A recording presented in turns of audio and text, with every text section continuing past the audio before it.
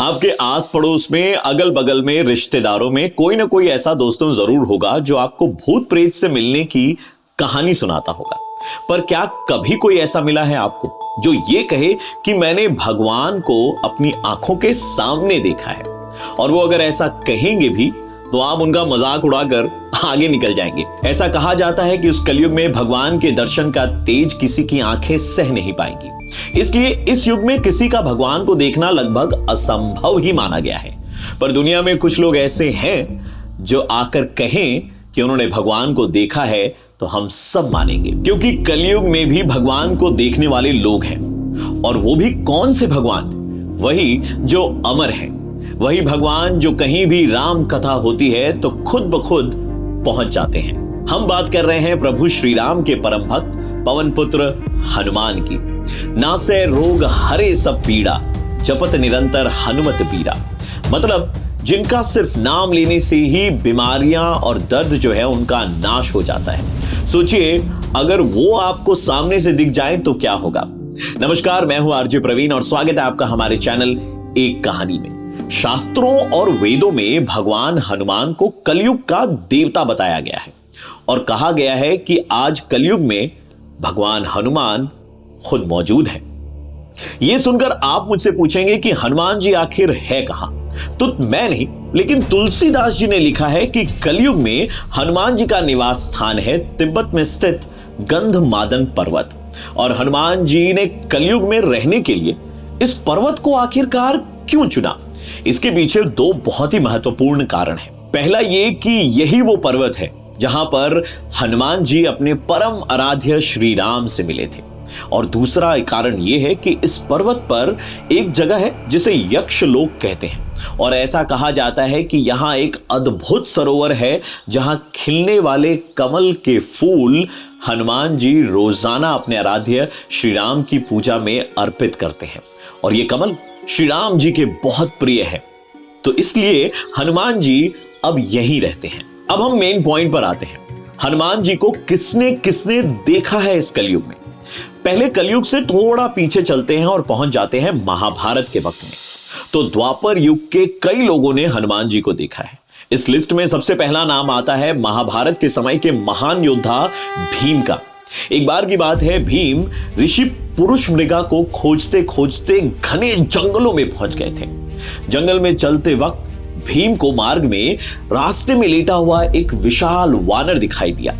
ऐसे में भीम ने हनुमान जी को बंदर समझकर उससे अपनी पूंछ हटाने के लिए कहा। तब बंदर ने चुनौती देते हुए कहा कि मैं बहुत बूढ़ा हो चुका हूं, अगर वो उसकी पूंछ को हटा सकते हैं तो हटा ले। लेकिन भीम उनकी पूंछ को हिला भी नहीं पाए। तब जाकर उन्हें एहसास हुआ कि यह कोई साधारण वानर नहीं है। फिर भीम समझ गए और उन्होंने हनुमान जी से क्षमा मांगी। दूसरा नाम भी महाभारत युग से ही है और वो नाम है अर्जुन का। एक दिन अर्जुन रामेश्वरम चले गए। वहां पर उनकी मुलाकात हनुमान जी से हुई थी। राम सेतु देखकर अर्जुन ने कहा कि मैं होता तो ऐसा सेतु अपने बाणों से ही बना देता। यह सुनकर हनुमान जी ने कहा कि आपके बाणों से बने हुए सेतु पर एक व्यक्ति भी खड़ा नहीं हो सकता। तब अर्जुन ने कहा कि यदि मेरा बनाया हुआ सेतु आपके चलने से टूट जाएगा तो मैं अग्नि में प्रवेश कर जाऊंगा। हनुमान जी ने कहा कि मुझे आपकी चुनौती स्वीकार है। अगर आपके बनाए हुए सेतु ने मेरे पैरों के भार को सह लिया तो मैं ये चुनौती हार जाऊंगा। बस फिर क्या था, अर्जुन ने बाणों का सेतु बनाया और हनुमान जी का पहला पग पड़ते ही सेतु डगमगाने लगा और टूट गया। यह देख अर्जुन आग जलाकर खुद को जलाने लगे।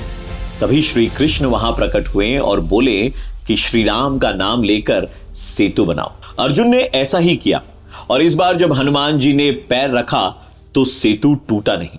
तब हनुमान ने अर्जुन से कहा कि युद्ध के अंत तक वो उनकी रक्षा करेंगे। इसलिए कुरुक्षेत्र के युद्ध में आपने देखा होगा कि अर्जुन के रथ के ध्वज में हनुमान जी विराजमान हुए और अंत तक उनकी रक्षा की। हनुमान जी की चालीसा लिखने वाले थे तुलसीदास जी। उनका नाम भी इस लिस्ट में शामिल है। कहा जाता है कि तुलसीदास जब चित्रकूट में रहते थे तब जंगल में शौच करने जाते थे और शौच का जल जो बच जाता था उसे वो एक शमी वृक्ष के ऊपर डाल देते थे। उस पेड़ के ऊपर एक प्रेत रहता था। प्रेत इस कार्य से प्रसन्न हो गया और एक दिन उसने तुलसीदास के सामने आकर कहा कि आप मुझसे कुछ भी मांग ले। तुलसीदास जी ने कहा कि प्रभु दर्शन के अलावा मेरी यार कोई इच्छा ही नहीं है। प्रेत ने कहा कि मैं ऐसा तो नहीं कर सकता, लेकिन मैं एक रास्ता आपको जरूर बता सकता हूं। वो ये कि जहां कहीं भी हरि कथा होती है वहां हनुमान जी किसी न किसी रूप में आकर बैठ जाते हैं। मैं आपको इशारे से बता दूंगा और फिर वो आपको प्रभु दर्शन करा सकते हैं। तो एक बार कहीं राम कथा चल रही थी और हनुमान जी कुष्ठ रोगी के रूप में वहां पर आकर बैठे। तभी प्रेत ने तुलसीदास जी को इशारा करके बताया कि वो देखो हनुमान जी। तुलसीदास जी ने हनुमान जी के पैर पकड़ लिए और कहा कि मुझे भी प्रभु श्री राम से मिला दीजिए। तब हनुमान जी ने भगवान के उन्हें दर्शन करवाने का वचन दिया। फिर एक दिन मंदाकिनी के तट पर तुलसीदास जी चंदन घिस रहे थे। भगवान बालक के रूप में आकर उनसे चंदन मांग मांग कर लगा रहे थे। तब हनुमान जी ने तोता बनकर यह दोहा कहा, चित्रकूट के घाट पे भई संतनी भीर, तुलसीदास चंदन घिसे तिलक देत रघुवीर। जरा सोचिए, उस वक्त दोहों में सारी बातें हो जाती थी। जिसको समझना होता था वो इन सारी बातों का सार समझ जाते थे। और इसी तरह से हनुमान जी के कारण तुलसीदास जी को उनके प्रभु श्री राम के दर्शन हुए। तो ये तो हुई द्वापर युग की बात। अब लौट कर आते हैं कलयुग में। कलयुग में हनुमान जी का दर्शन पाने वाले पहले इंसान थे माधवाचार्य जी, जो एक महान संत थे जिन्होंने ब्रह्मा सूत्र और 10 उपनिषदों की व्याख्या की। माधवाचार्य जी प्रभु श्री राम के परम भक्त थे। यही कारण था कि एक दिन उनको हनुमान जी के साक्षात दर्शन हुए। संत माधवाचार्य ने हनुमान जी को अपने आश्रम में देखने की बात बताई थी, पर इससे ज्यादा जानकारी इसके बारे में कहीं पर भी उपलब्ध नहीं है। राघवेंद्र स्वामी, समर्थ श्री व्यास राय तीर्थ, भद्राचल रामदास, ऐसे कई लोग हुए कलयुग में जिनके बारे में ऐसा कहा जाता है कि उन्होंने हनुमान जी के साक्षात दर्शन पाए, पर इनसे जुड़ी कोई कहानियां उपलब्ध नहीं है। जब बात हो भक्ति और समर्पण की तो नाम आता है महान काली भक्त रामकृष्ण परमहंस का।